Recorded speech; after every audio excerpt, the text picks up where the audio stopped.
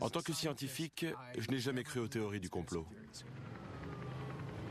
Je crois qu'Al-Qaïda est responsable des attentats du 11 septembre. Je crois qu'on a marché sur la Lune. Et je crois qu'Oswald a abattu Kennedy.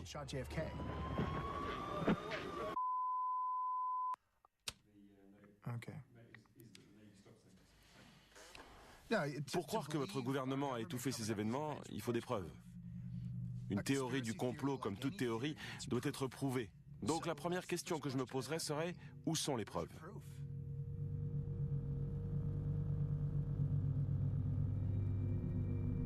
En 1997, des scientifiques de la NOAA ont enregistré un son dans l'océan Pacifique. Il serait de nature organique mais n'a jamais été identifié. Il porte le nom de Bloop. Au début des années 2000, il a été prouvé que les sonars de la marine américaine avaient causé des échouages de baleines. Pendant des années, la marine américaine a nié sa responsabilité. Ce sont des faits. Et plusieurs témoignages ont rapporté que quelque chose d'autre s'était échoué avec les baleines. En 2004, deux garçons sont arrivés les premiers sur les lieux d'un échouage massif dans l'État de Washington. Leur portable a filmé la scène.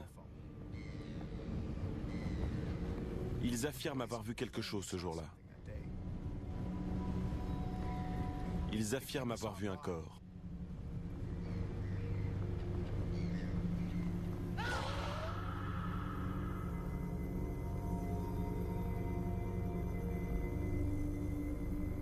Et leur déclaration faisait état de ce corps. Le rapport officiel a ensuite été modifié et la marine a saisi les restes de ce qu'ils avaient trouvé. Je le sais parce que je faisais partie de l'équipe qui a enquêté sur cet échouage et sur les agissements de la marine américaine ce jour-là. Et je crois savoir ce qu'ils ont pris.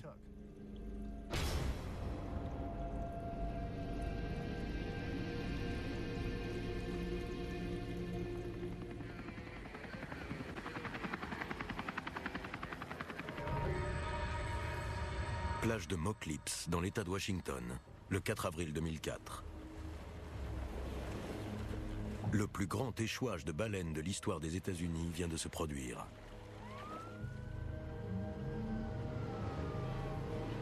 Une équipe de chercheurs de Seattle appartenant à la NOAA, l'Administration nationale océanique et atmosphérique, est dépêchée sur place pour étudier les causes de l'échouage. C'est le docteur McCormick, biologiste marin très respecté, qui dirige l'équipe. En 2000, il avait publié une étude phare qui établissait un lien entre les échouages en masse de baleines et les expérimentations d'armes soniques de la marine. La même année, le programme était suspendu.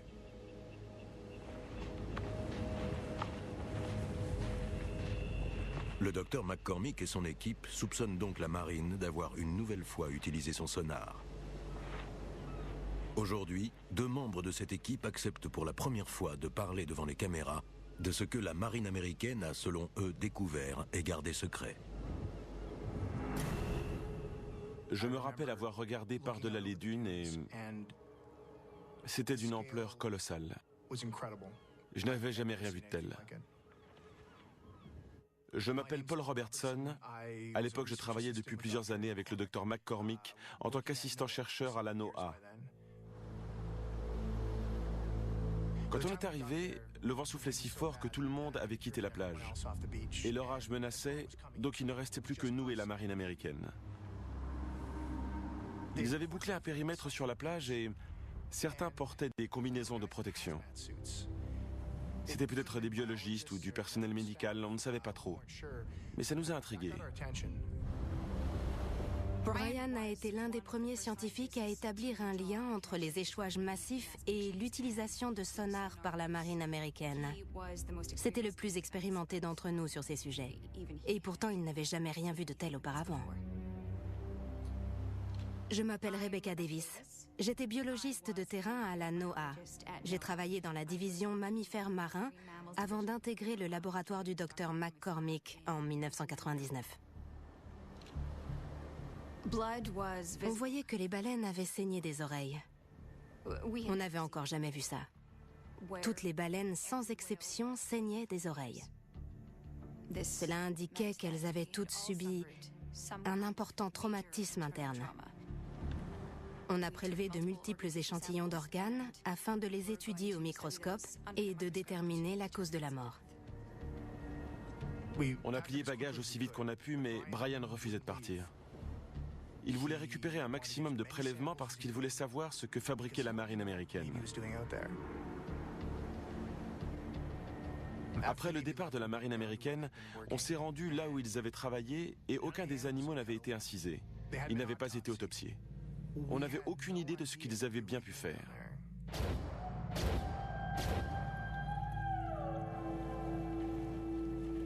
Lors de précédents échouages impliquant la marine américaine, l'équipe de la NOAA avait trouvé des baleines mortes par asphyxie. L'hypothèse retenue avait été que le puissant son du sonar avait effrayé les baleines qui s'étaient alors échouées dans les bas-fonds. Sans eau pour supporter leur gigantesque masse, leurs organes internes avaient cessé de fonctionner, les asphyxiant peu à peu. L'équipe de la NOAA s'attendait par conséquent à trouver des signes de défaillance des organes internes au cours de l'autopsie. Mais ils ont trouvé tout autre chose. Quand on a analysé les prélèvements, on s'attendait à trouver des signes de trauma, comme les saignements d'oreilles le laissaient présager. Mais on ne s'attendait pas à trouver des dégâts d'une telle ampleur. Il n'y avait pas eu de défaillance des organes internes. Les traumatismes que nous avons observés résultaient de chocs violents. Il y avait des lésions circulaires, des signes flagrants d'altération, et ce dans chacun des prélèvements qu'on avait effectués. Brian a tout de suite avancé la théorie des infrasons. Il s'agit d'ondes sonores de très basse fréquence extrêmement puissantes qui pourraient en théorie être utilisées comme une arme et avoir des effets potentiellement dévastateurs. Ces ondes heurteraient les tissus biologiques à une vitesse fulgurante et avec une force considérable. Ces analyses microscopiques ont révélé de très graves lésions causées par des impacts. Lésions qui, selon nous, avaient été occasionnées par un nouveau type de sonar militaire. Une explosion sonique qui n'avait pas seulement fait fuir les baleines vers les bas-fonds. Ce sonar semblait les avoir tuées. Et puis Brian s'est rappelé qu'on n'avait pas besoin de prélèvements pour vérifier notre théorie. On possède, enfin, la NOAA possède toute une batterie d'appareils pour enregistrer les sons, la vie marine, l'activité sismique. Et comme l'une de nos bouées était positionnée tout près de là, on savait qu'elle avait probablement enregistré tout ce qui s'était passé. L'explosion sonique, les réactions des baleines, tout. Comme on s'y attendait, on a commencé par entendre les vocalises des baleines. Et puis, on a entendu ce que l'on considère aujourd'hui comme l'amorçage de l'arme sonique.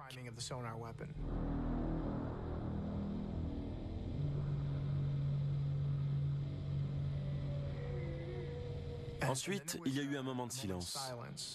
Ça a vraiment été le calme avant la tempête. Parce qu'après, il y a eu un énorme boom.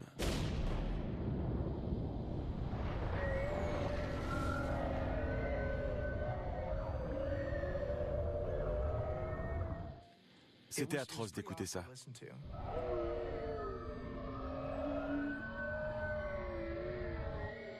Brian était tellement occupé à essayer de déterminer la provenance de l'explosion qu'il avait failli passer à côté de quelque chose.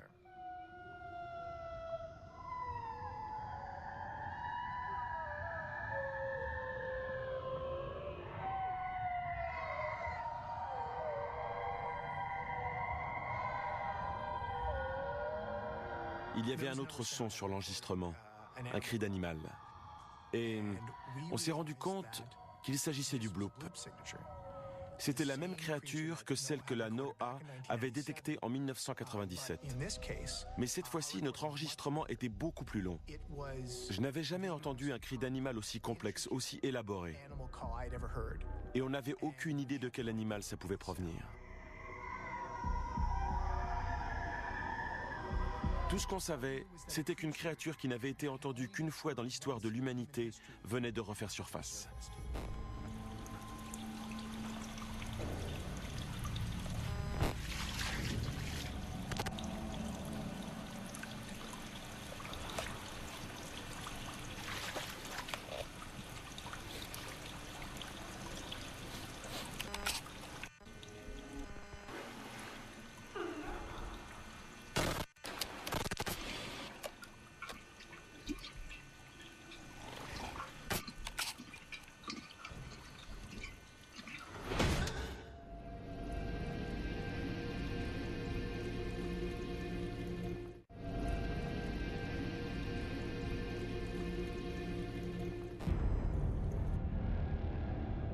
J'ai vu les images qui auraient été filmées à Beaufort. Je ne sais pas si cette vidéo est truquée ou pas. Ça n'a pas vraiment d'importance. La marine protège farouchement tous les renseignements classés secrets. Mais même eux ont dû se rendre à l'évidence. Quoi qu'ils fassent, ils ne pourront jamais empêcher toutes les fuites.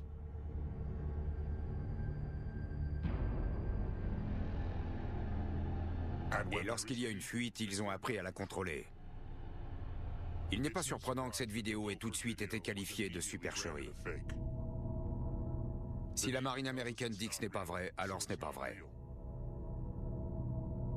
Lorsqu'une fuite se produit, l'armée sait parfaitement se servir de son influence pour amener le grand public à croire ce qu'elle veut qu'il croie. Ce que je peux dire, c'est que j'ai vu la créature que la marine américaine avait en sa possession. On l'a embarqué après le premier test dans l'État de Washington. J'étais sur la plage ce jour-là. Mais on n'était pas les premiers à arriver.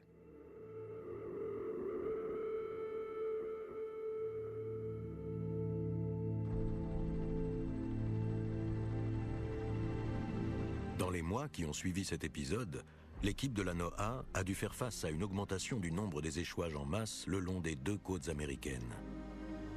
Des cas similaires étaient signalés aux quatre coins de la planète. Une course contre la montre s'est engagée pour les sauveteurs qui tentent de secourir les 200 baleines pilotes qui se sont échouées dans le sud de l'Australie lundi. Fait très rare, nous disent les scientifiques, 6 grands dauphins se sont également échoués. C'est la 4e fois ces derniers mois qu'un incident du genre se produit dans cette région du sud de l'Australie. Les scientifiques ne s'expliquent toujours pas ce phénomène. Ça arrivait dans le monde entier, donc on suivait de près les échouages qui se produisaient ailleurs. On a prévenu les organismes maritimes de notre découverte concernant les explosions soniques. Et on a commencé à entendre parler d'autres choses. Comme quoi des corps s'échouaient avec les baleines. Le bruit courait qu'il n'y avait pas que des baleines. Et à chaque fois, les autorités étaient présentes sur place pour contrôler la situation. Mais à l'époque, ce qui nous importait, c'était que ces échouages ne se reproduisent plus jamais. Dans certains cas, on avait fait état de la découverte de corps. Mais pas seulement. Ce n'était pas la première fois qu'on les signalait. Ce n'étaient pas des corps, mais des harpons. Des pêcheurs de haute mer du monde entier en ont trouvé durant des années, plantés dans des poissons qu'ils avaient pêchés en haute mer. Les archives de journaux télévisés allemands contiennent l'interview d'un pêcheur qui avait lui-même rencontré cet étrange phénomène. Je m'appelle Hans Bauer. J'ai grandi dans le port de pêche de Sassnitz. J'ai été pêcheur pendant toute ma vie. À l'époque, je travaillais sur un bateau de Bremerhaven. C'était un chalutier et on pêchait principalement la morue et le lieu jaune dans la Baltique. Quand j'étais enfant, j'avais entendu les histoires sur les choses bizarres qu'on retrouvait dans les poissons qui avaient été pêchés en pleine Baltique.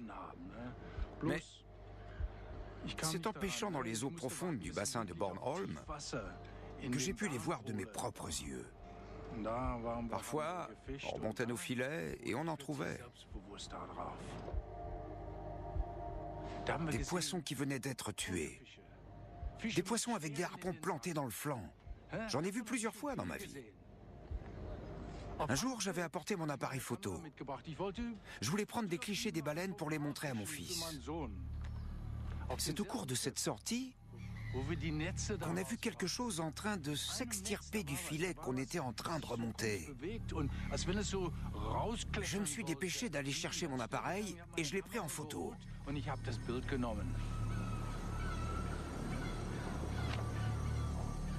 Selon moi, c'était cette créature qui fabriquait les harpons.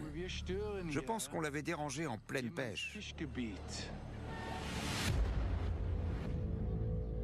On a demandé des informations au ministère de la Défense et on a cherché à obtenir des injonctions contre la marine, mais en vain. La marine américaine a prétendu qu'ils étudiaient tout simplement les anomalies et qu'ils n'en étaient pas à l'origine. On a continué à établir les profils des échouages et on a étudié la seule chose dont on disposait, à savoir l'enregistrement. On a écouté et analysé cet enregistrement je ne sais combien de fois. Et on a comparé le son à ceux des baleines et des dauphins. Mais ce son semblait à nos oreilles bien plus complexe, bien plus sophistiqué. On pensait avoir de bonnes chances de craquer le code. Mais c'était au-delà de nos compétences. Il fallait que quelqu'un nous aide. Je suis le docteur Rodney Webster. Je travaille actuellement à l'Université de Floride du Sud. Je suis spécialiste de la communication animale et j'étudie plus particulièrement les vocalisations des cétacés, à savoir les dauphins et les baleines. Mon travail consiste principalement à rechercher des signifiants. Il s'agit de sons caractéristiques auxquels on peut attribuer un sens ou une humeur. C'est ce que vous et moi appellerions des mots, donc ce sont les mots des dauphins. Ce qui rend l'enregistrement de 2004 si intéressant, c'est que j'ai pu identifier des centaines de signifiants et les classer en structures reconnaissables. En 30 ans d'études sur les dauphins et les baleines, on n'avait jamais récolté ce genre d'informations. Mais les découvertes du Dr Webster ne s'arrêtent pas là. J'ai remarqué qu'il y avait des variations de tonalité dans le bloop à certains moments de l'enregistrement. Alors j'ai effectué une analyse spectrographique et, dans les fréquences qui dépassent la gamme audible du champ auditif humain, voici ce que j'ai trouvé. Là, c'est à vitesse réelle. On a supprimé les sons des baleines. J'ai ensuite ralenti l'enregistrement jusqu'à ce qu'il devienne audible pour l'oreille humaine. Voilà ce que ça donne au tiers de la vitesse réelle.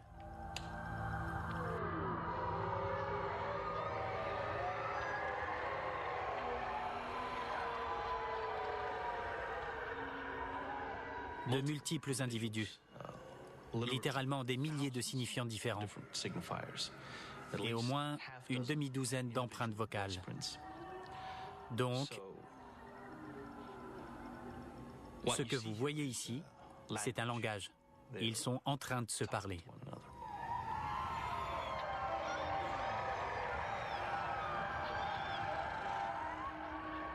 Quel animal peut bien posséder un langage aussi complexe, aussi sophistiqué? Notre théorie était qu'il s'agissait d'une nouvelle espèce de dauphin, mais nous aurions dû envisager une autre théorie. La théorie du primate aquatique. En fait, c'est une théorie sur l'humanité, sur nos origines. Et je sais qu'elle a toujours été sujette à controverse, mais je pense aujourd'hui qu'elle n'est pas loin de la vérité.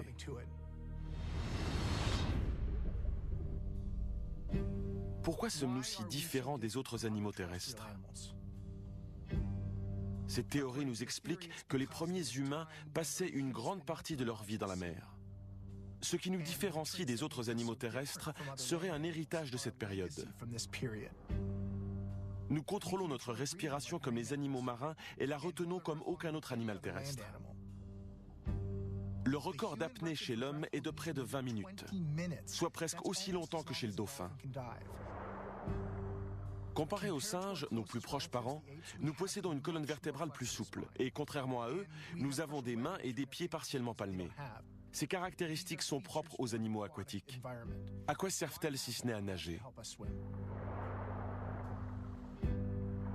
Sous l'eau, le bébé humain retient automatiquement sa respiration et sait nager d'instinct, alors qu'un bébé chimpanzé se noierait. Et contrairement à d'autres singes, nous avons perdu le pelage qui crée une résistance dans l'eau et une épaisse couche de graisse isolante nous permet de conserver notre chaleur. Les seuls animaux qui possèdent une couche de graisse aussi épaisse que la nôtre sont exclusivement des mammifères marins.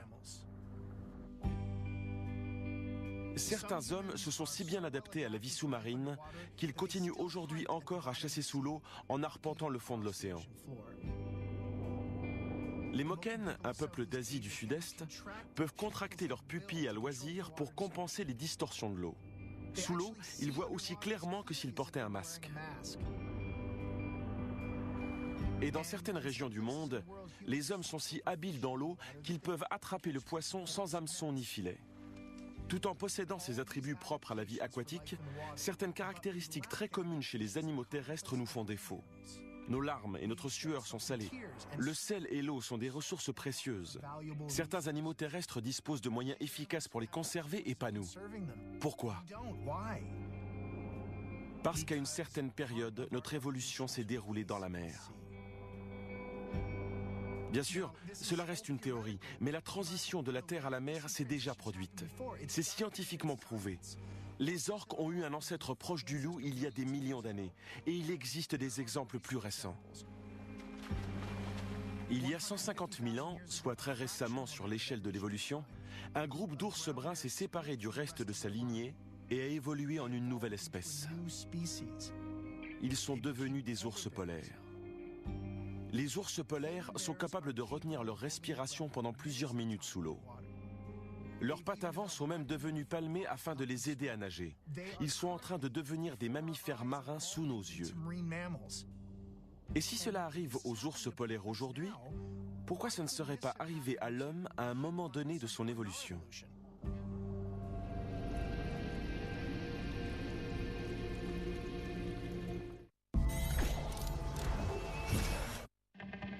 C'est l'un des gisements d'or les plus durs à exploiter. Il y a plein d'histoires de gens qui sont venus ici et ont perdu toute leur fortune ou qui ont perdu la tête. Après avoir creusé jusqu'en enfer, l'un d'entre eux trouve le filon. Alaska, la ruée vers l'or, tous les lundis à 20h45 sur Discovery. De nos jours dans la construction. Qu'est-ce que vous attendez ? Pour rendre possible l'impossible. On pose cette partie maintenant ou on attend ? Il faut être ingénieux, Il y a toujours un problème imprévu auquel il faut s'adapter et qu'il faut résoudre. avoir les bons outils et une bonne équipe. C'est vraiment un gros travail d'équipe, le montage du système d'élévation. Oser innover. Le risque est là. Soit on n'y arrive pas, soit on y arrive. Et surtout, aimer son travail.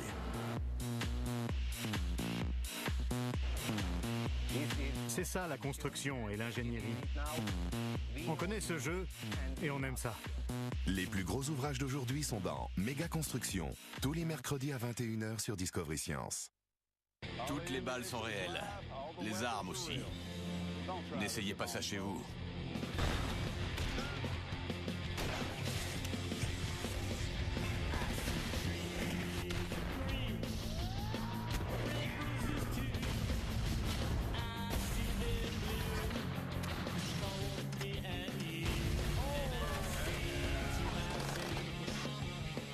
Armes sur mesure, inédit, bientôt sur Discovery.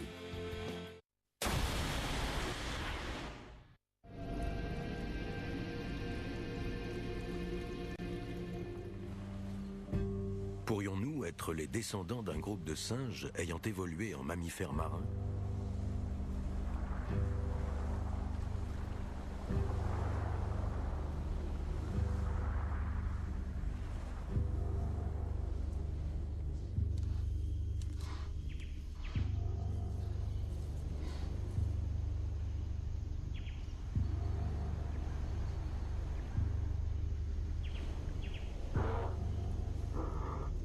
Certains scientifiques pensent que nos ancêtres ont quitté la forêt pour la mer. Mais qu'est-ce qui les a amenés là ? Qu'est-ce qui les a attirés au bord de l'eau ?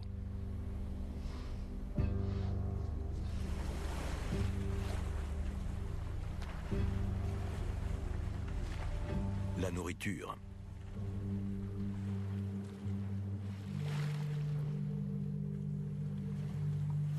Notre aptitude à marcher debout se serait même développée ici, en sillonnant les hauts fonds où la nourriture était facile à trouver.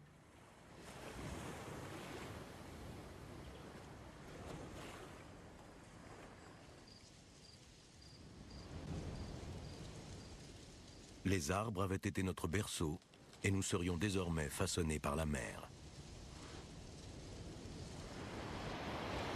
Avec le temps, les ancêtres de l'homme se sont rassemblés en nombre sur le littoral. C'est d'ailleurs ici que notre intelligence avancée aurait commencé à se développer. Les fruits de mer ramassés là regorgeaient de nutriments tels que l'iode et les acides gras qui favorisent le développement cérébral. Nous avons commencé à changer, tout comme notre environnement.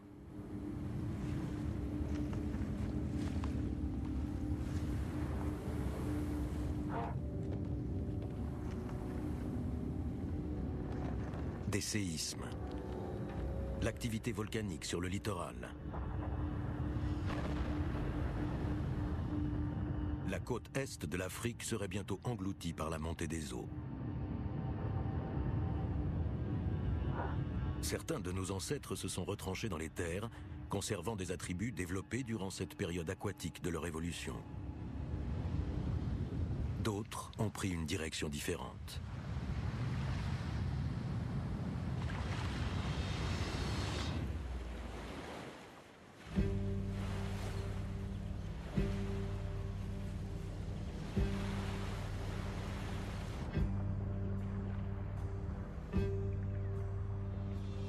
Si nos ancêtres lointains ont un temps vécu dans la mer, est-il possible qu'un groupe se soit désolidarisé des autres ?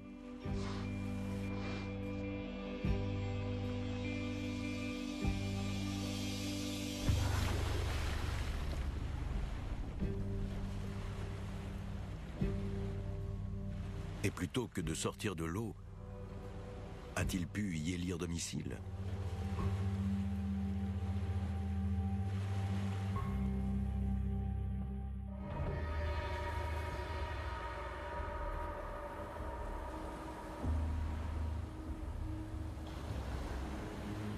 On a décortiqué chaque échouage qui avait suivi celui de l'État de Washington pour essayer d'établir la responsabilité de la marine américaine.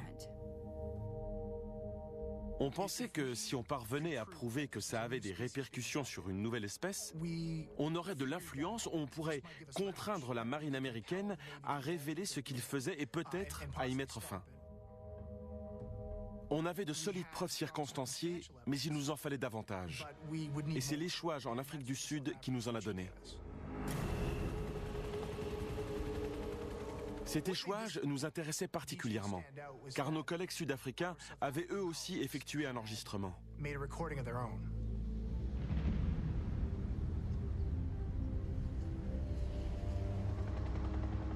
On avait bien sûr entendu parler des travaux du docteur McCormick et des rapports qui établissaient un lien entre les échouages massifs et les expérimentations soniques. On était également au courant des rumeurs qui disaient que ces expérimentations avaient pu avoir des effets néfastes sur une espèce encore inconnue. Et bien évidemment, on avait entendu l'enregistrement du bloop. Je suis le docteur Gavin Dittmar. Je dirige le département de recherche en acoustique au Centre de recherche en biologie marine de l'Université du Cap. Un dispositif sous-marin avait été mis en place à environ 1 kilomètre au large de la pointe du Cap. C'était dans le cadre d'un programme de recherche destiné à étudier les populations de baleines à différentes périodes de l'année. C'est pourquoi on a contacté le docteur McCormick. On avait la conviction qu'on avait découvert la même chose.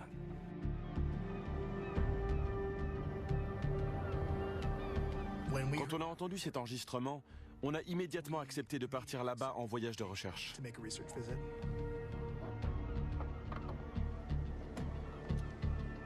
On est arrivé environ 40 heures après l'échouage.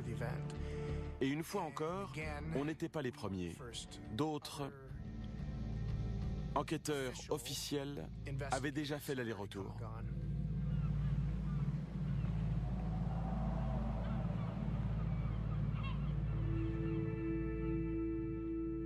L'échouage sud-africain était le plus important depuis celui qui s'était produit dans l'État de Washington. Et là encore, on observait le même type de traumatisme dû au sonar.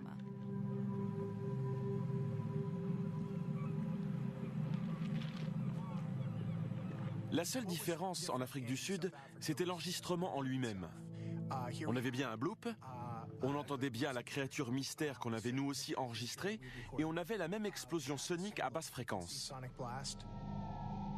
Mais dans ce cas, c'est ce qui s'était produit avant l'explosion qui était révélateur. On entendait un bloop similaire à celui qu'on avait enregistré.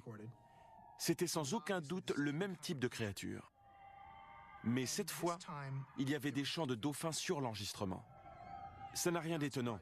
Les dauphins peuplent ces eaux et peuvent s'échouer dans ces circonstances. Mais là, ils communiquaient. C'était un dialogue entre les dauphins et nos créatures à l'origine du bloop. Ce qui nous a amenés à nous poser des questions. Est-ce qu'il s'agit d'un dauphin?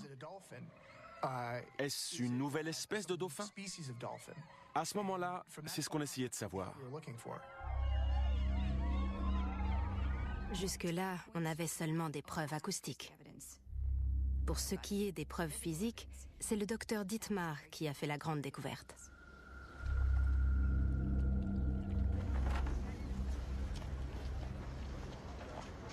C'est juste un grand requin blanc. L'important, c'est ce qu'il y a dans le requin.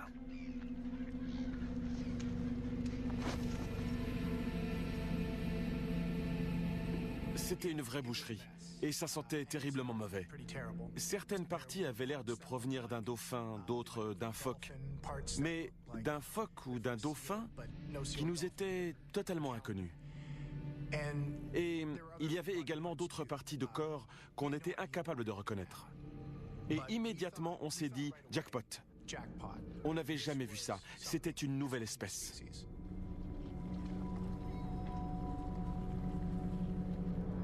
Il y avait des perforations au niveau des branchies et de la bouche du requin.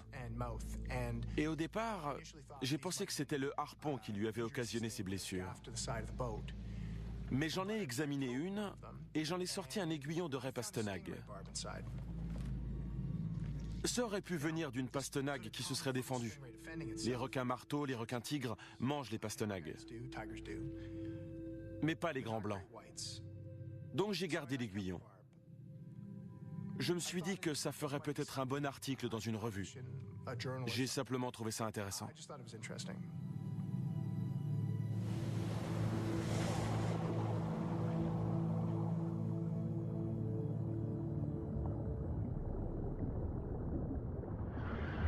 Voilà 1 million d'années que les primates aquatiques ont rejoint la mer.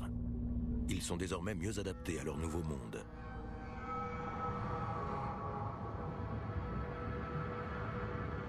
Ils ont perdu leur poil et peuvent retenir leur respiration pendant plusieurs minutes. Ils apprennent encore à chasser. Ils apprennent par l'observation.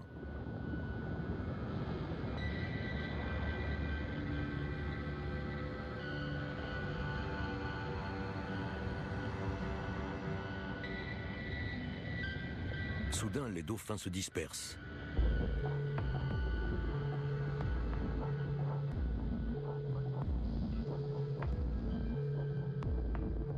Pour l'instant, les primates aquatiques doivent se cacher. Mais un jour, ils apprendront à se défendre contre les dangers qui les guettent dans leur nouvel environnement.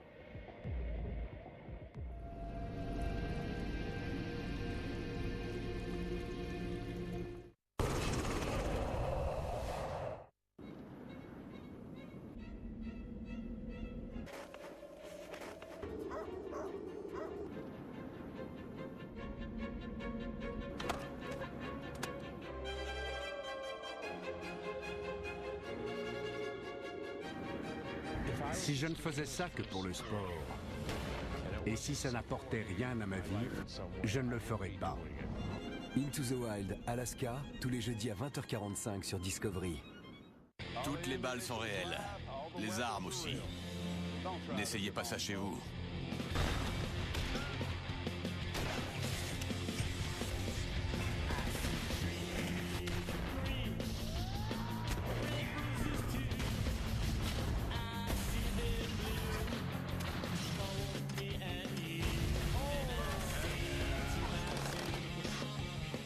Armes sur mesure, inédit, bientôt sur Discovery. En ce moment, si vous assurez tout risque votre auto chez MAF, les garanties assistance panne 0 km, véhicule de remplacement, bagages et effets transportés sont offertes pendant 3 ans. Devis et conditions au 3015 et dans les agences MAF. C'est la MAF. Un jour, les deux inventeurs de Twix eurent une terrible dispute. Ils séparèrent donc la production en deux usines distinctes.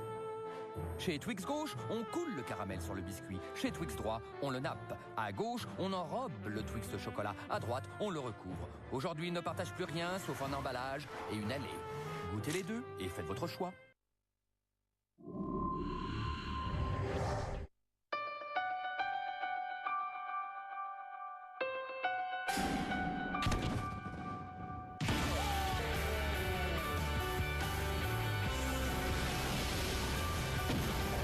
Ça, c'est du sérieux. Génial.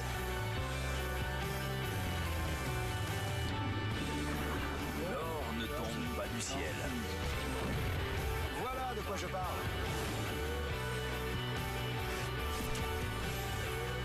C'est complètement hors norme.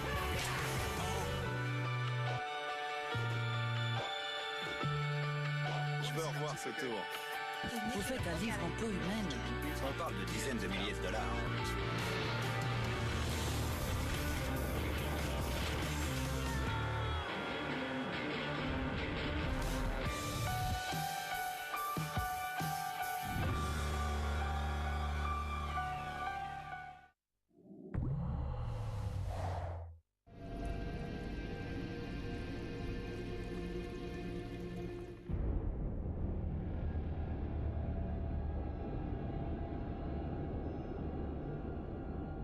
La première fois qu'on a testé cette arme au large des côtes de Washington, ça a été un désastre. On ne s'attendait absolument pas à ce que ça ait de telles conséquences. La plage n'avait pas été bouclée. N'importe quel passant pouvait y avoir accès ce matin-là. Ces garçons se sont trouvés au bon endroit, au mauvais moment. Au début, on a cru qu'ils allaient poser problème. Ils refusaient de modifier leur déclaration concernant ce qu'ils avaient vu. Finalement, on a convaincu la mère d'un des garçons qu'ils n'avaient pas vu ce qu'ils avaient cru voir. En général, les gens n'aiment pas s'attirer des ennuis avec l'armée. La mère a eu l'intelligence de demander aux garçons de changer leur déclaration. On a surveillé les garçons, mais ils n'ont rien raconté à personne. Ils ont gardé toute cette histoire pour eux.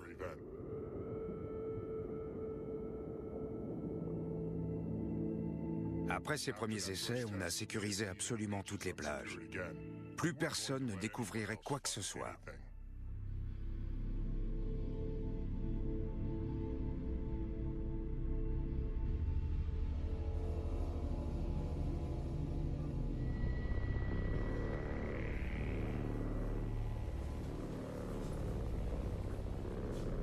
Donc, on a ramené le corps au laboratoire. Les restes étaient en très mauvais état. On avait récupéré 30% du corps, donc ça allait être difficile de le reconstituer. Dans un premier temps, on a effectué des prélèvements d'ADN pour tenter d'établir son profil génétique. On a commencé par étudier la cage thoracique, et il se trouve qu'elle était articulée. Certains mammifères marins ont développé au cours de leur évolution une cage thoracique souple qui leur permet de plonger. La nageoire caudale était la partie la mieux préservée. On aurait dit une nageoire de lamantin. On s'est demandé si ça ne pouvait pas être ça. Une espèce relicte ou bien un parent inconnu de cet animal. On a fait une radio. La nageoire caudale comportait des os, alors que celle du lamantin n'en a pas. Donc on s'est demandé, mais qu'est-ce que ça peut bien être? Le crâne était très endommagé. Il en manquait la moitié. Mais on disposait d'une partie importante, à savoir un fragment de l'os frontal. Il comportait un orifice, mais qui n'était pas une lésion. On a supposé qu'il s'agissait d'un évent. On a fait des moulages des fragments de crâne qu'on a envoyés à un expert médico-légal. Ensuite, on a examiné le bassin. Il y avait des restes d'os de jambes. Les phoques ont bien des os de jambes, mais ceux de leurs cuisses sont courts. On voyait bien que chez notre spécimen, ils étaient longs. Donc, cette créature n'est pas un phoque. Ça n'est pas un lamantin. Et bien qu'elle communique avec les dauphins, ça n'est pas un dauphin. Du moins, pas d'après nos constatations. Alors quel animal serait assez intelligent pour communiquer avec les dauphins? Qu'est-ce que ça peut bien être?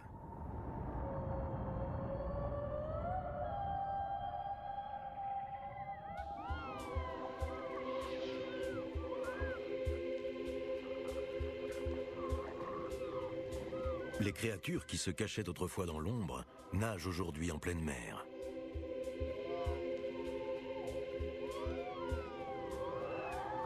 Et elles ne vivent pas seules ici. Elles ont noué des liens avec une autre espèce intelligente, des liens d'amitié. Aujourd'hui, elles jouent ensemble, et un jour, elles chasseront ensemble.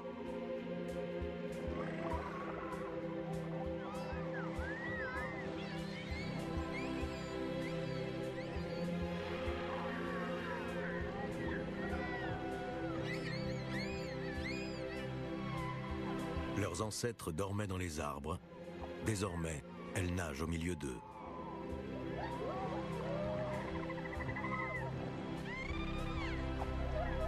Bientôt, la transition sera achevée.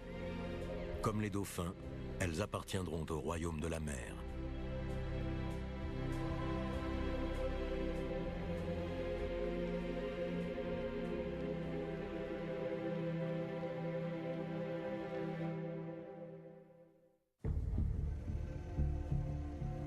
Brian et moi avons essayé de comprendre à quoi correspondaient les autres parties.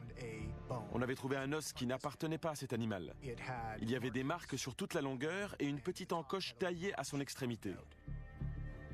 Comme on n'avait aucune idée de ce que c'était, on l'a mis de côté afin de l'étudier ultérieurement. J'ai commencé à travailler sur les phalanges. Il s'agit des os qui servent de support à la structure des nageoires chez le phoque ou encore chez le dauphin. Et il s'est avéré qu'il était impossible de disposer ces os dans une telle configuration. Et ce n'est pas tout. On a découvert que cet animal avait lui aussi été victime du sonar de la marine. Pour l'équipe de la NOAA, plus de doute. Les essais de la marine américaine avaient des effets destructeurs sur les baleines, mais également sur une nouvelle espèce.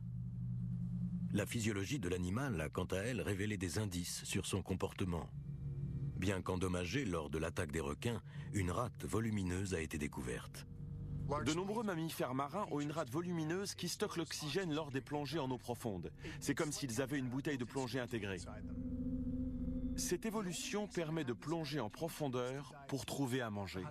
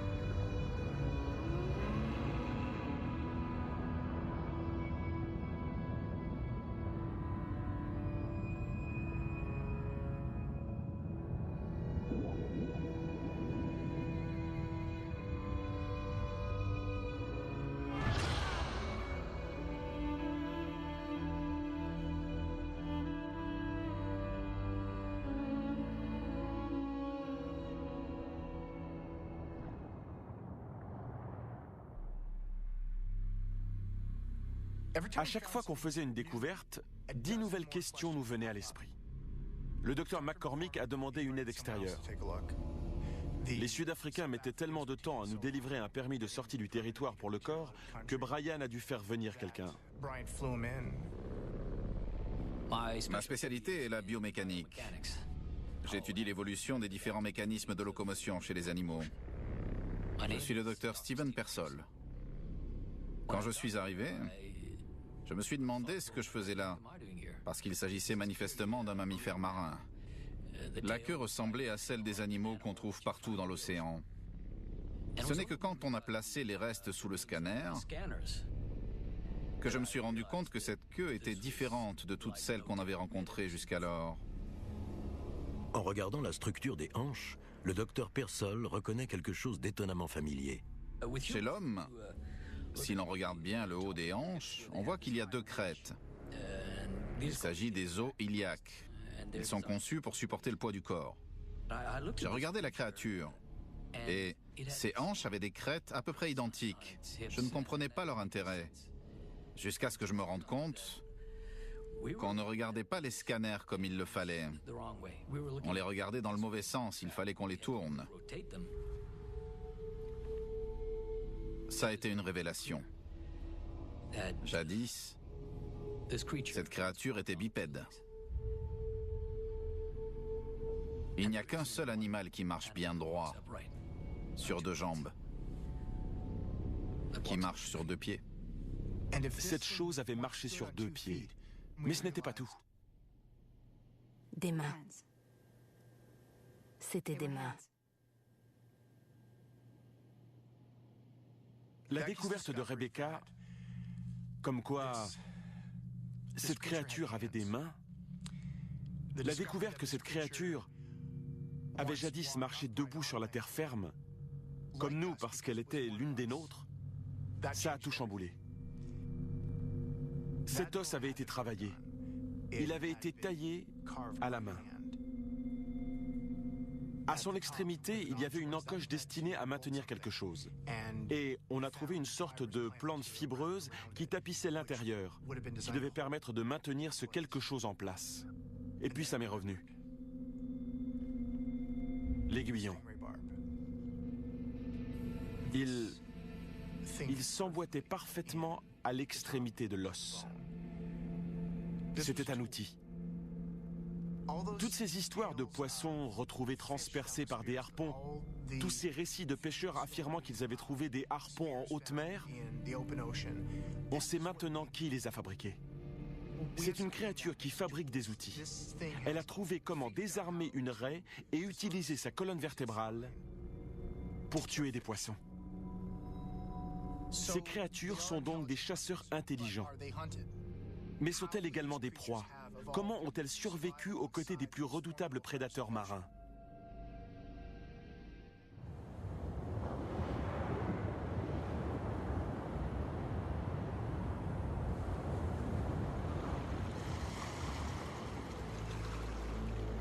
La Terre, recouverte de glaciers, comme elle doit leur sembler froide et étrangère à présent.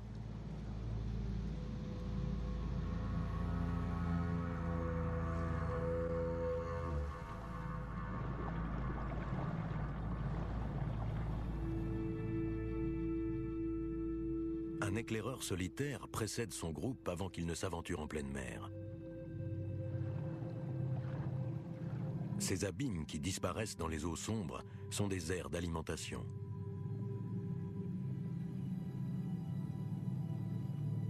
Les baleines se retrouvent ici.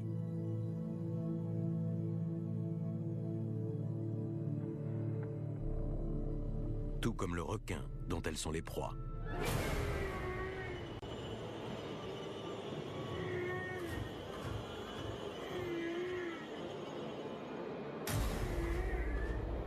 Le mégalodon, un requin de la taille d'une baleine. Un requin qui se nourrissait de baleines. Il y a 1,5 million d'années, ces créatures devaient affronter le plus grand monstre qui ait jamais régné sur les mers.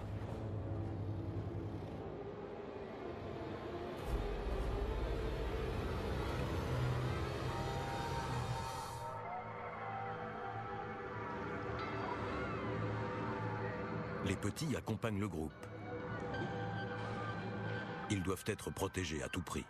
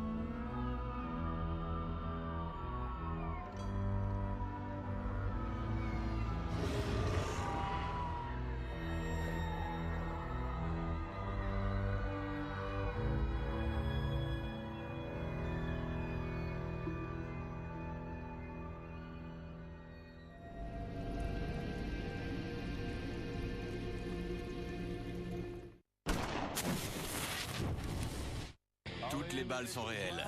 Les armes aussi. N'essayez pas ça chez vous.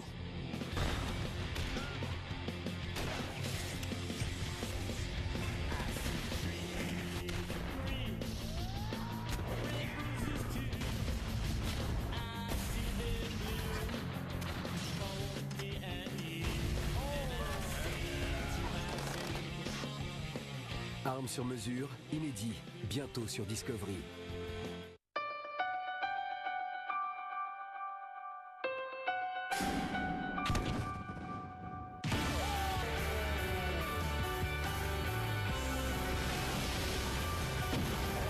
Ça, c'est du sérieux. Génial.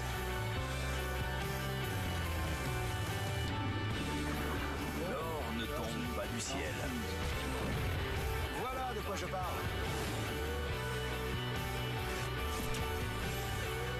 C'est complètement hors norme.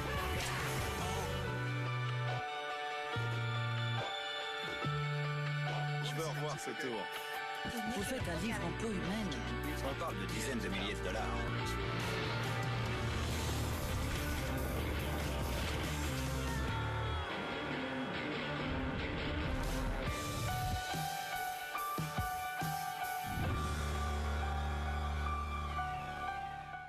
Bonjour à tous, nous allons commencer. Je pense qu'il va y avoir de la compétition aujourd'hui. Tout s'achète, tout se vend, même les objets les plus improbables. C'est comme quand on parie. Plus on achète, plus on devient chanceux. Et ça peut rapporter gros. Vendu! Magnifique. Fabriqué en France, Cartier. Messieurs, affaire conclue. C'est incroyable. Business insolite, tous les mardis à 20h45 sur Discovery. Qu'est-ce qui pourrait bien être plus titanesque qu'un titan de métal? Un titan de métal qui vole.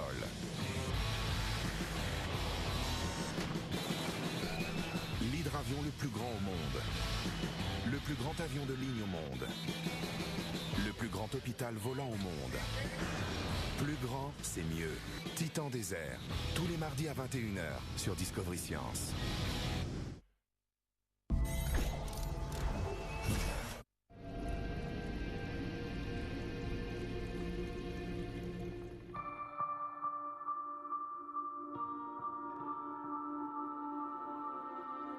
Ce corps était une découverte anthropologique de très grande ampleur. Voire l'une des plus grandes découvertes scientifiques de toute l'histoire de l'humanité. Cet être était intelligent, fabriquait des outils et avait des mains préhensibles. Il avait un ancêtre primate bipède qui vivait sur la terre ferme, comme nous. Si cette créature fait partie de l'arbre généalogique humain, à quel point est-elle humaine ? Je me souviens que pendant le trajet pour aller voir le moulage complet du crâne, je me disais que c'était vraiment parfait. On était en train de traverser la terre même où nos ancêtres avaient été découverts. Et on était sur le point d'en rencontrer un nouveau. Seulement, ce n'était pas un ancêtre. Il existait toujours.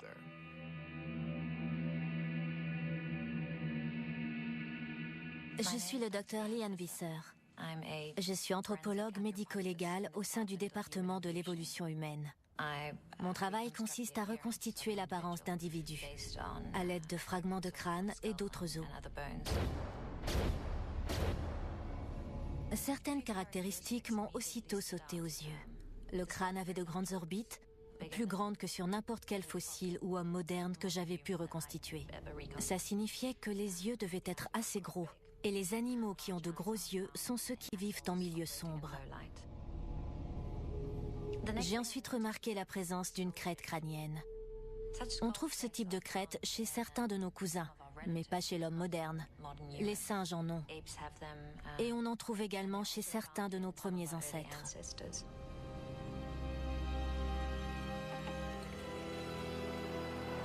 Les scanners du crâne reconstitué ont permis d'obtenir une représentation de l'intérieur de la cavité cérébrale. Le docteur Visser a découvert que les zones qui, chez les humains, correspondent au son étaient très développées. L'orifice situé sur le fragment d'os frontal était connecté à toute une série de sinus. La forme et les caractéristiques du crâne nous ont révélé à quel point le système acoustique de cette créature était élaboré. La forme concave à l'avant du crâne indiquait qu'il possédait un melon. Il s'agit d'une masse de graisse qui permet aux dauphins et autres baleines de s'écolocaliser. Ce n'était pas un évent. Ce ne lui servait pas à respirer, mais à diriger le son. La reconstitution du crâne avait prouvé que cette créature pouvait s'écolocaliser. C'était elle, la créature qui avait émis ces cris qui n'avaient jamais été identifiés.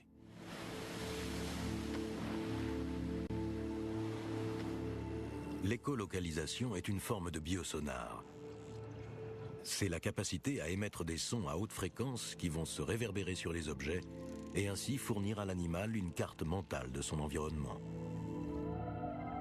Le son permet de trouver à manger et il permet de communiquer dans le bleu profond du vaste océan. Pour nous, il n'y avait plus de doute.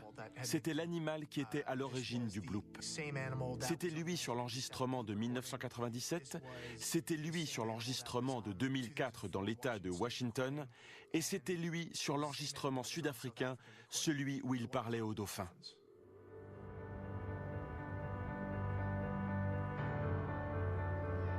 La créature et le dauphin s'appellent l'un l'autre. L'heure de la chasse a sonné. C'est le Sardine Run. Presque tous les prédateurs de l'océan vont se retrouver pour traquer des bancs de sardines en migration longs de plusieurs kilomètres. Mais seules 2 espèces vont chasser ensemble.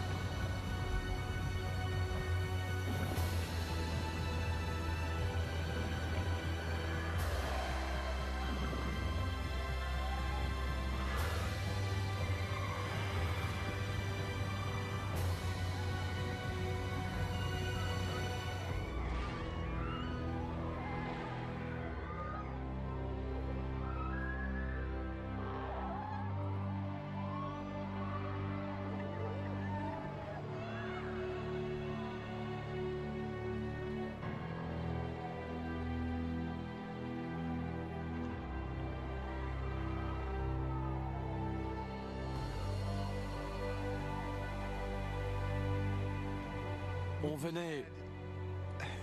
venait de découvrir une créature de légende. C'était bien de ça qu'il s'agissait. On s'était tous retenus de le dire pendant des jours, voire des semaines. Mais les scientifiques ne sont pas censés croire aux contes de fées. Et ce qu'on avait trouvé, c'était une sirène.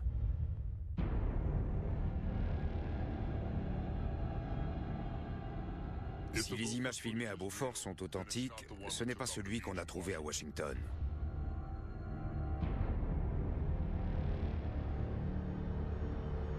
Celui-là n'était pas en état d'être transporté. J'ai vu ce que ces garçons ont vu. Je sais que ce qu'ils ont dit à la marine américaine était la vérité.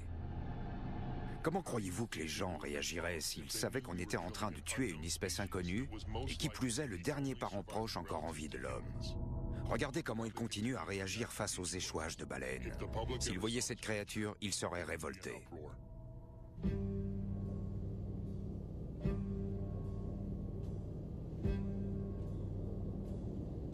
Je me suis demandé comment cet animal avait pu rester caché si longtemps. Mais quand on y réfléchit, on se rend compte que la surface de la Lune a été bien plus explorée que les fonds marins.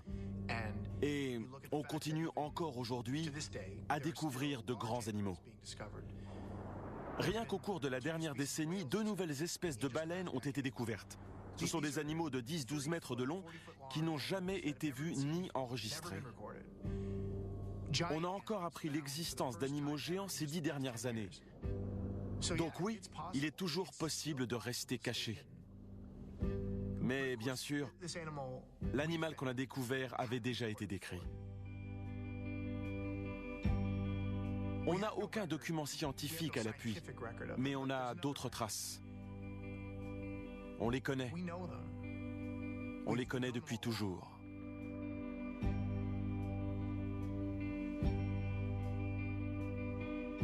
Les récits de marins abondent de par le monde.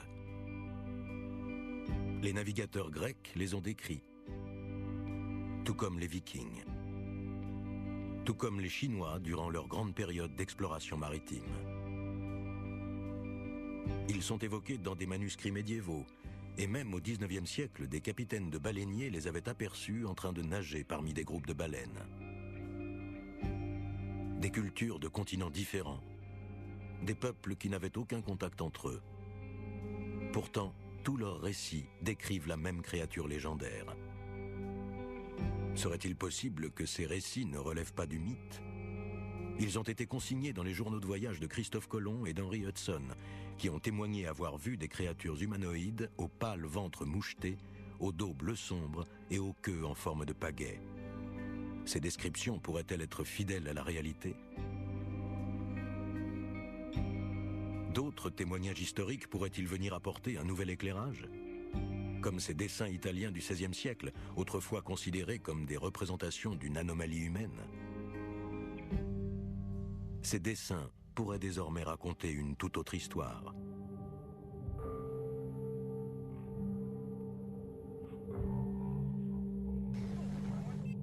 Aujourd'hui encore, des témoignages se font jour, comme cette vidéo de 2004 filmée dans la précipitation au large des côtes adriatiques.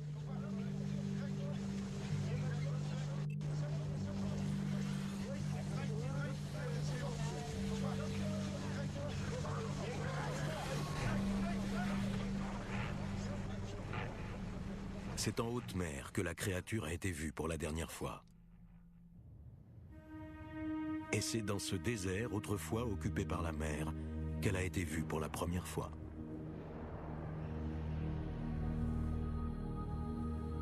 Ces grottes de grès surplombaient, il y a environ 30 000 ans, une baie soumise au courant de la marée.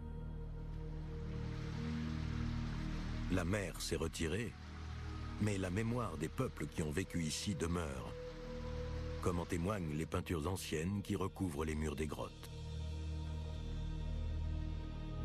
Selon les archéologues, ces peintures compteraient parmi les plus anciennes images mythologiques jamais réalisées par l'homme.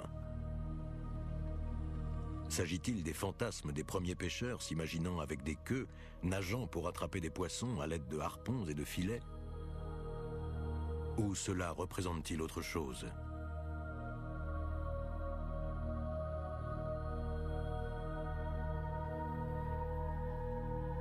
Les terrains de chasse et de pêche ne se remportaient que de hautes luttes. C'est par la force que les premiers hommes protégeaient leurs sources de nourriture contre les tribus rivales ou toute autre menace. Serait-ce ce que ces peintures représentent ?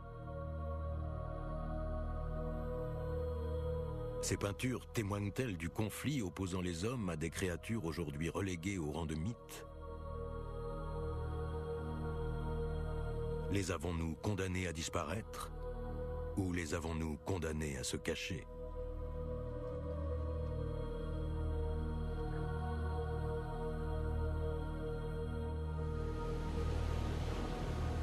Si elles ont résisté, si elles ont survécu, elles ont dû se cacher quelque part. Mais où ?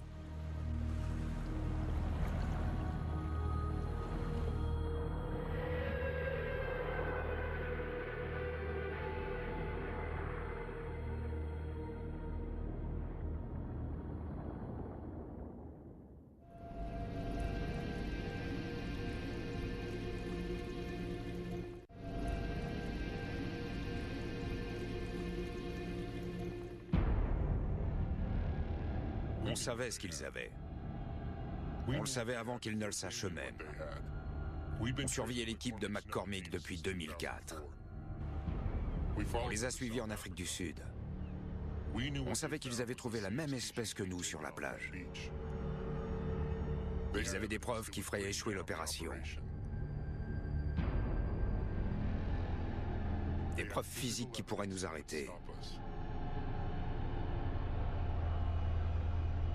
Vous pensez qu'on allait laisser faire ça? Mais comme ils faisaient progresser nos recherches, on les a laissés continuer. Pendant un temps. À ce moment-là, notre travail en Afrique du Sud était terminé. Et on préparait nos preuves afin de repartir aux États-Unis. Mais problème, l'autorisation. Une fois encore, les Sud-Africains rechignaient à nous délivrer des autorisations pour sortir nos preuves du territoire. On aurait dû se douter de ce qui allait arriver. C'est difficile de se rappeler aujourd'hui à quel point on était content. Mais si j'ai accepté de témoigner, c'est parce que je crois que ça peut être utile. Et c'est la même chose pour Rebecca. Brian, lui, est plus cynique. Je crois qu'il a perdu la foi. Mais je ne lui en veux pas, surtout après ce qui s'est passé.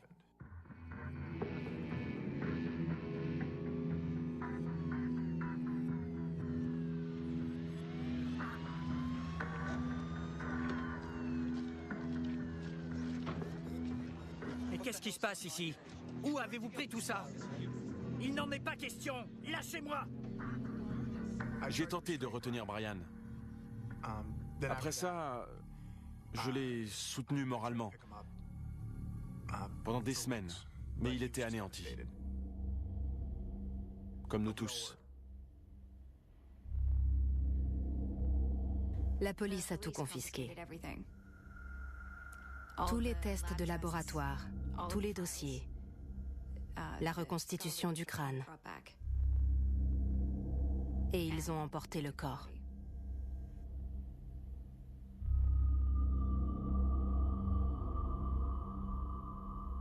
Je n'avais jamais assisté à une telle scène de toute ma vie et je travaille ici depuis 20 ans.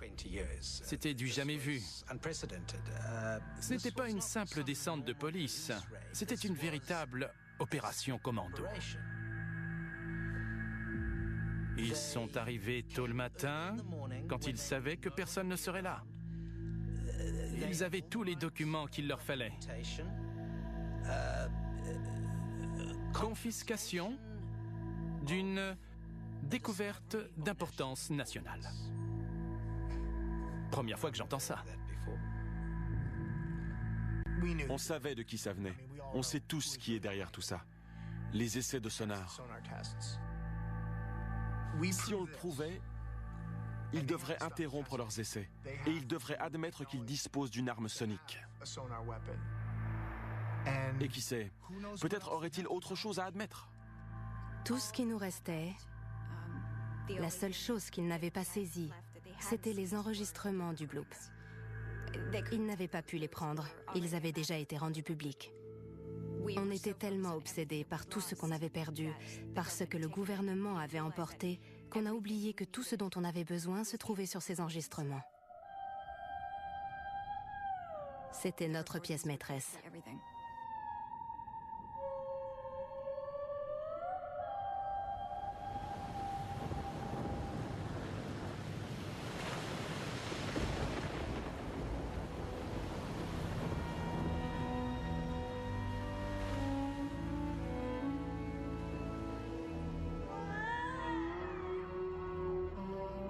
Nous voici dans une lagune de l'hémisphère sud.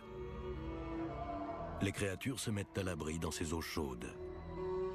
Cette espèce en voie de disparition s'accroche à la vie.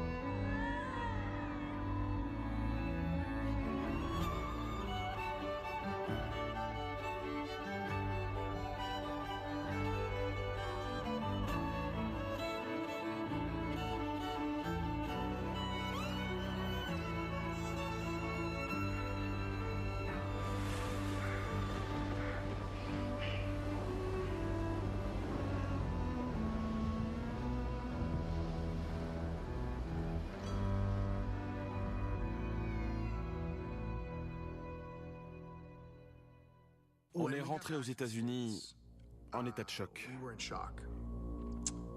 On ne pouvait pas rester en Afrique du Sud, nos visas avaient été révoqués. Et quand on est retourné à Washington, on a déposé plusieurs réclamations contre les gouvernements américains et sud-africains. Les Sud-Africains ont fini par répondre. Les échantillons qu'ils avaient saisis dans le laboratoire de l'université où ils étaient en cours de traitement, ils les ont évoqués. Comme les résultats ADN obtenus étaient très proches d'un ADN humain, le laboratoire qui a effectué les tests a estimé qu'ils avaient été contaminés par un ADN humain. Sinon, ont-ils dit, comment expliquer que leur profil génétique soit si semblable? Ils ont contesté les résultats et ils ont détruit les échantillons. J'avais l'impression d'être dans un roman d'Orwell. C'était Big Brother. Il réécrivait l'histoire. Cette créature était rayée de la carte. Et je me suis demandé, mais pourquoi? Veulent-ils protéger leurs essais ou bien veulent-ils garder les créatures pour eux? Leur font-ils subir des tests? On ne sait pas. On ne sait toujours pas. On avait désormais du temps à tuer. Alors on a étudié sans relâche les cas où des corps s'étaient échoués sur le rivage. Et ceux où des officiels avaient bouclé des périmètres. Ils auraient parfois été secondés par des officiers américains en civil. On n'arrêtait pas de repenser à l'échouage qui s'était produit à Washington et à l'équipe médicale de la marine américaine. On avait cru qu'ils faisaient des tests sur les baleines. Mais depuis, notre théorie avait changé. On a retrouvé les enfants qui avaient apporté le premier témoignage. Et la marine américaine avait passé beaucoup de temps avec eux. Il leur avait même rendu visite chez eux. Et il les avait convaincus que ce qu'ils avaient vu était en fait un phoque. Un phoque qui s'était décomposé, d'où son apparence étrange. Le garçon avait dessiné ce qu'il avait vu. Personne, à part les scientifiques avec lesquels on a travaillé, et les fonctionnaires qui avaient confisqué notre matériel, n'aurait pu savoir à quoi ressemblait le crâne reconstitué. Mais ce garçon avait dessiné ce qu'il avait vu. Et ça correspondait. Il avait vu la même chose. Et on a vu autre chose. C'est la mère du garçon qui a accepté de nous le montrer. Il ne l'avait pas. La marine américaine avait oublié de vérifier leur portable. Ce n'était pas la première fois que l'armée se faisait piéger par un portable avec appareil photo. Mais à l'époque, presque personne n'en avait. L'enquêteur ne s'était même pas donné la peine de le regarder. Le garçon avait conservé ça pendant tout ce temps.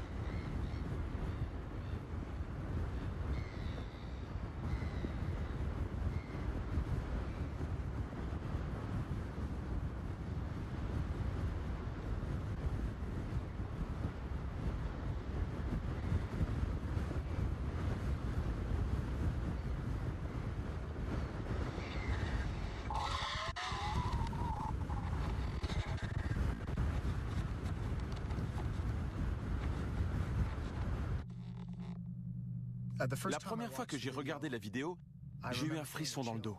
Pas parce que j'étais abasourdi de la voir en vie, mais parce que j'imaginais cette créature pendant les instants qui avaient précédé l'explosion sonique. Elle n'avait aucune chance.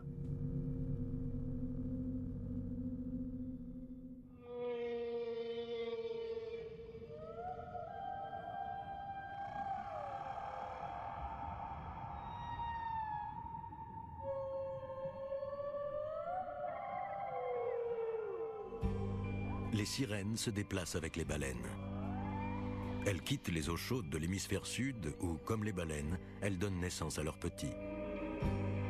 Elles rejoignent maintenant les aires d'alimentation du nord. Les baleines les protègent des orques ainsi que des requins de haute mer. Les femelles qui attendent des petits profitent de l'aspiration, conservant ainsi leur énergie pour remonter la côte pacifique.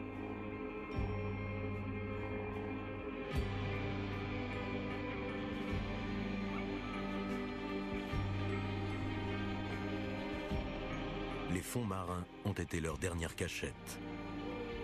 Désormais, même ici, elles ne trouvent plus refuge. Et les baleines ne peuvent pas les protéger contre les nouvelles menaces.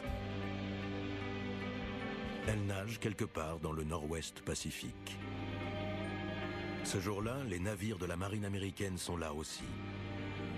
Ce qui leur est arrivé ensuite figure sur les enregistrements sonores de la NOAA.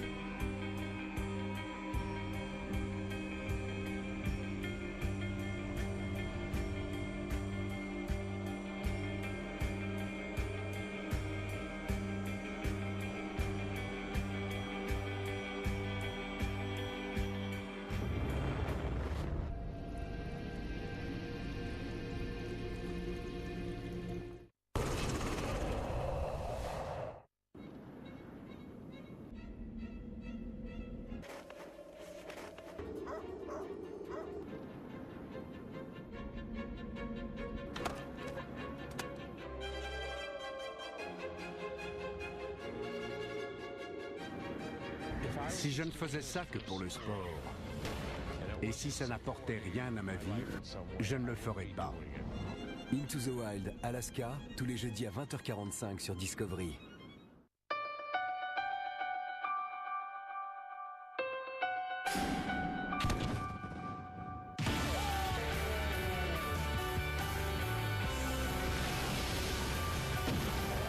Ça, c'est du sérieux. Génial.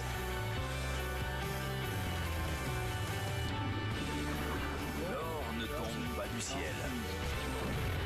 Voilà de quoi je parle.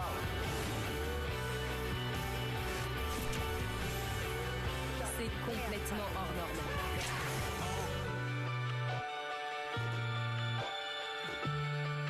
Je veux revoir ce tour. Vous faites un livre en peau humaine. On parle de dizaines de milliers de dollars.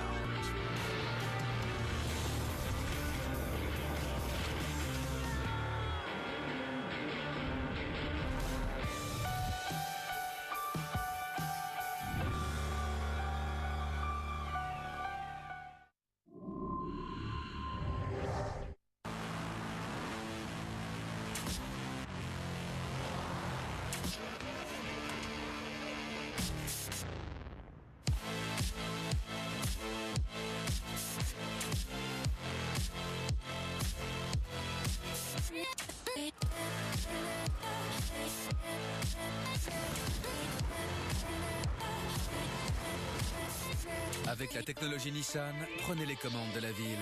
Nissan Qashqai 360 avec AVM. Vision 360 degrés. Nissan, Innovations that excite.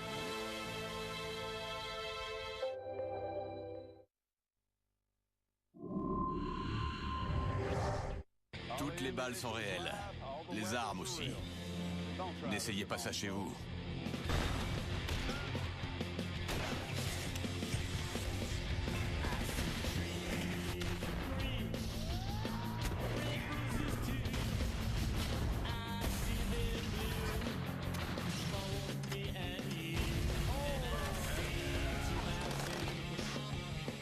Armes sur mesure, inédit, bientôt sur Discovery. C'est l'un des gisements d'or les plus durs à exploiter. Il y a plein d'histoires de gens qui sont venus ici et ont perdu toute leur fortune ou qui ont perdu la tête. Après avoir creusé jusqu'en enfer, l'un d'entre eux trouve le filon. Alaska, la ruée vers l'or, tous les lundis à 20h45 sur Discovery. Qu'est-ce que tu nous as concocté? Un truc qu'on connaît bien. Les Mythbusters reviennent avec de nouveaux mythes. Un peu de bricolage, de la science et beaucoup d'explosions. La recette n'a pas changé. Vous prendrez bien du rab? C'est toujours aussi fun. Je suis prêt à retenter le coup. Voyons si on peut t'avoir. Encore. Dis un truc cool. Mythbusters, mercredi à 20h45 sur Discovery. Qu'est-ce qui pourrait mal tourner?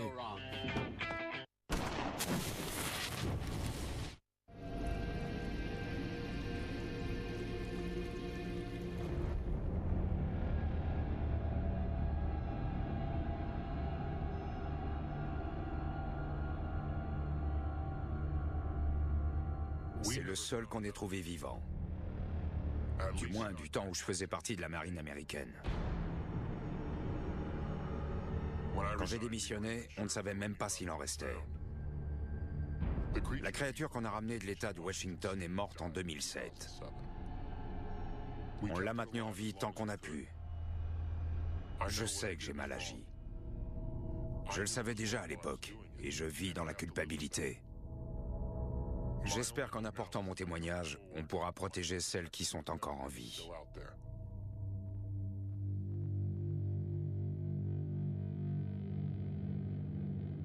On savait qu'elle s'échouait avec les baleines.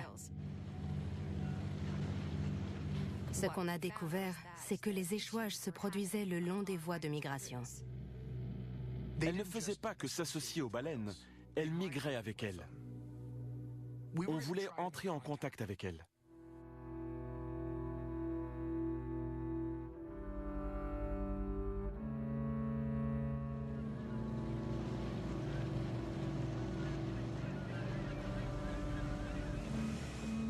On a su qu'on était au bon endroit quand on a vu les baleines.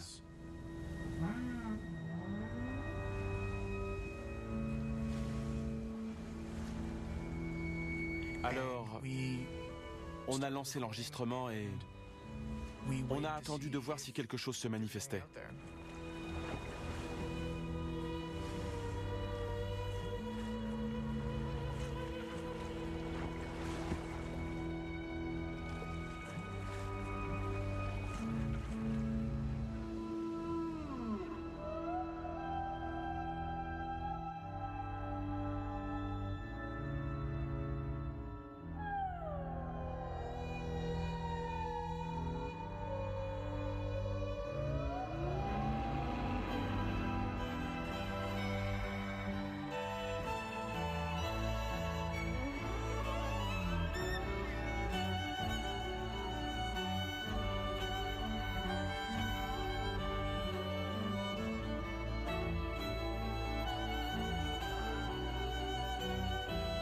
Il y avait quelque chose dans l'eau.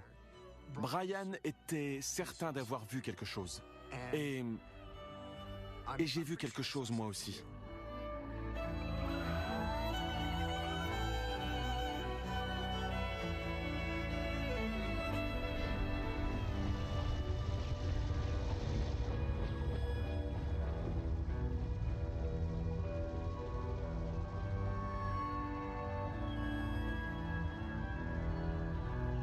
Nos activités étaient sous surveillance. C'était vraiment Big Brother. Et tout ce qu'on a pu enregistrer ce jour-là nous a été confisqué. Ce n'est pas comme ça qu'on allait faire éclater la vérité.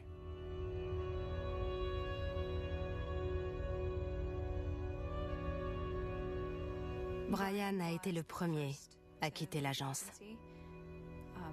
Paul et moi avons quitté la NOAA peu de temps après. Je n'ai pas parlé à Brian depuis qu'il est parti. Je crois qu'il pense que le seul moyen de les sauver, c'est de les trouver. Mais je ne suis plus de cet avis. Et je crois que Paul non plus. Toute cette histoire l'a miné et il était prêt à suivre ce cri jusqu'au bout du monde. Il se pourrait bien qu'il les trouve. Je sais qu'il cherche encore. Quant à moi, depuis ce jour, je ne suis plus très sûr de vouloir les chercher. Et je me demande même si c'est une bonne chose. Je commence à les considérer comme mes semblables. Et la dernière fois qu'on a vécu aux côtés d'autres êtres humains, c'était avec les hommes de Néandertal. On les a fait disparaître. Des scientifiques pensent qu'on les a activement pourchassés et qu'on les a littéralement exterminés. L'histoire se répète. Ce qu'on a fait sur Terre à l'un des nôtres, on le refera dans la mer. Cohabiter n'est pas notre fort. Parfois, la responsabilité doit prendre le pas sur la science. Mon unique but, c'est que la marine américaine arrête ses essais de sonar. Je veux que la justice enquête sur ces activités et ordonne la cessation des essais.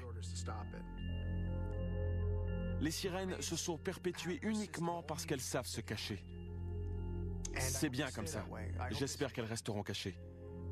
Je n'ai plus envie de les traquer aujourd'hui. Parce que elles ne veulent pas qu'on les trouve.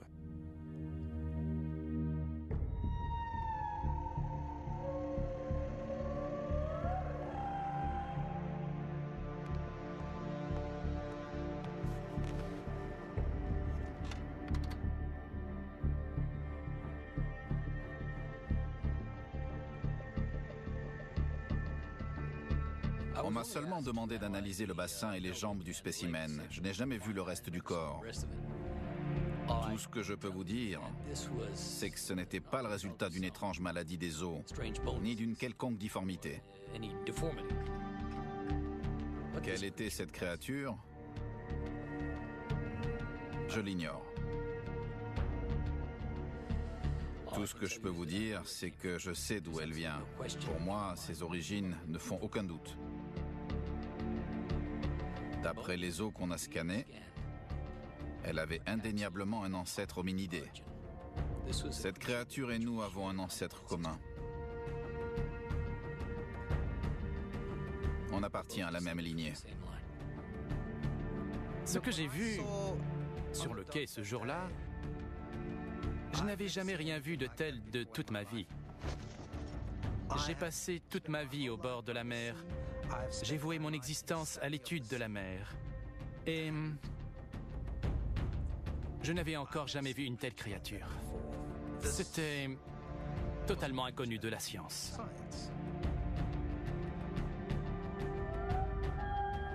Ces enregistrements repassent sans cesse dans ma tête.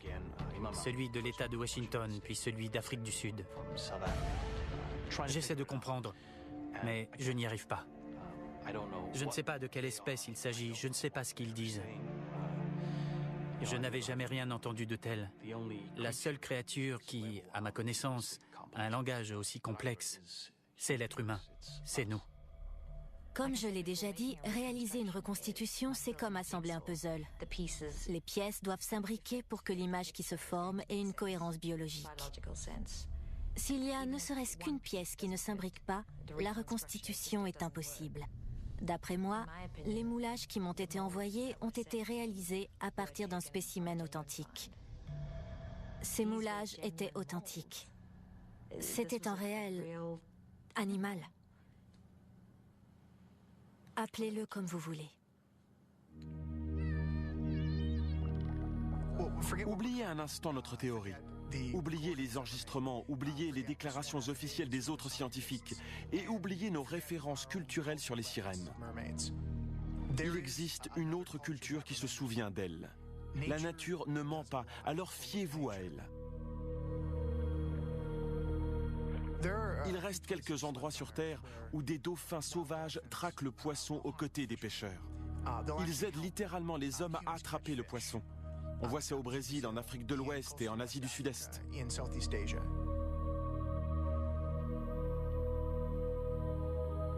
Les pêcheurs vont au bord du rivage et descendent dans l'eau, dans les hauts fonds. Et ils les appellent. Ils font venir des dauphins sauvages depuis la mer. Et les dauphins répondent à l'appel en entraînant des bancs de poissons vers le rivage. À ce moment-là, les pêcheurs emprisonnent les bancs de poissons et les dauphins dans leurs filets. Les dauphins ne paniquent pas, ils restent tout à fait calmes. Ils savent que les pêcheurs les relâcheront avant de refermer le filet. Ils relâchent les dauphins avant de ramener le filet sur le bord. Et puis, les dauphins, frétillant d'impatience, attendent dans les hauts fonds que les pêcheurs leur donnent leur part. Ils lancent des poissons aux dauphins pour qu'ils les mangent. Ils se partagent la pêche en fait. Les dauphins et les hommes se partagent le butin. Ils partagent le poisson qu'ils ont attrapé ensemble.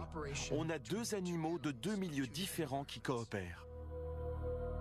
Cette relation est unique au monde et personne ne sait comment ça a commencé, comment cette association est née. Il s'agit de l'un des grands mystères des océans. Comment une telle association a-t-elle pu se développer? Comment les hommes ont-ils pu apprendre aux dauphins à faire ça? On ne leur a pas appris. Ce sont les dauphins qui nous l'ont appris. Et je pense qu'ils l'ont appris de quelqu'un d'autre. Nous ne sommes pas la seule culture à avoir gardé en mémoire les sirènes.